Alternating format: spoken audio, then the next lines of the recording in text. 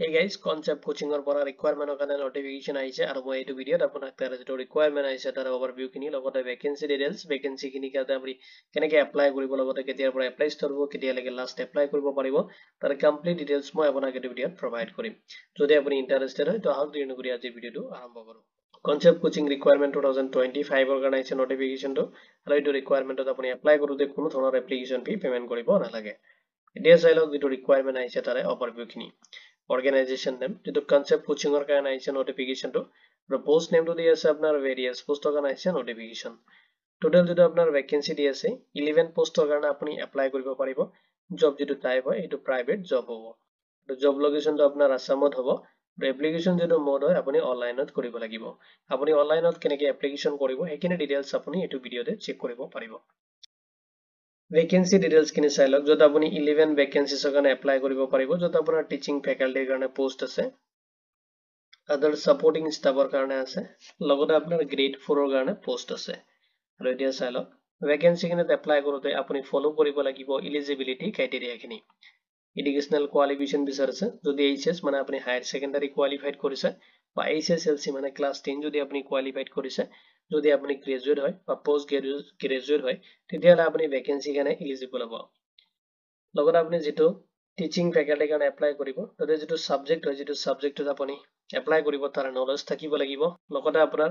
ভাল communication skills থাকিব লাগিব তেতিয়াহলে আপুনি এলিজিবল হ'ব আৰু আপুনি এপ্লাই কৰিব পাৰিব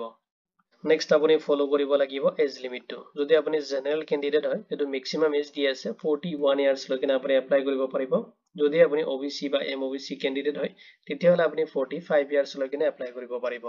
যদি আপুনি SC ST ক্যান্ডিডেট হয় তেতিয়াহলে আপুনি 55 ইয়াৰ্স লৈকে এপ্লাই কৰিব পাৰিব আৰু এজ কিনে আপোনাৰ ম্যাক্সিমাম এজ দি আছে আৰু এটো ভ্যাকেন্সিত আপোনাৰ যেটো সিলেকশন প্ৰসেস দি আছে আপোনাৰ ইন্টাৰভিউ হ'ব নেক্সট আপোনাৰ ডকুমেন্টস ভেৰিফিকেশন হ'ব এই প্ৰসেসতে আপোনাৰ সিলেকশন কিনি কমপ্লিট কৰা হ'ব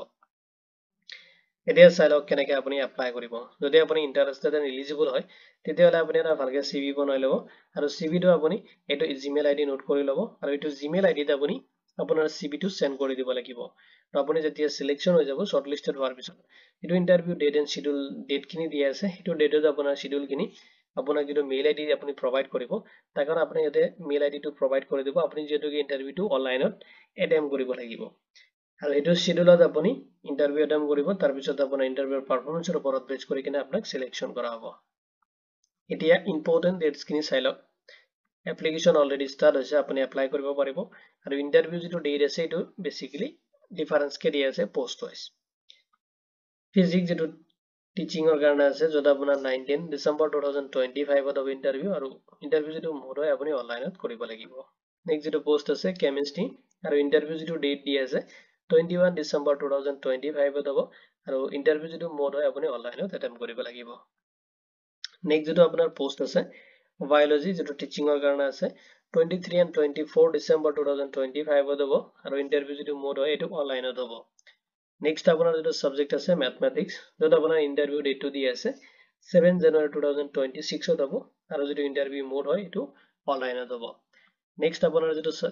পোষ্ট আছে একাউন্টেন্টৰ কাৰণে আৰু এটো আপোনাৰ 9 জানুৱাৰী 2026 ত হ'ব আৰু ইন্টাৰভিউ যেটো মোড হয় এটো অনলাইনত হ'ব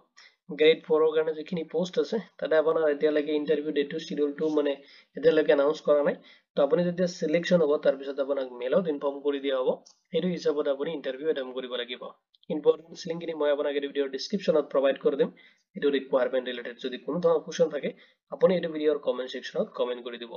within 48 hours আপুনি জব এলাৰ্ট পৰা ৰেসপন্স পাব ভিডিওটো চোৱাৰ বাবে ধন্যবাদ দি কিনে আজিৰ ভিডিও মই ইমানতে সামৰিছো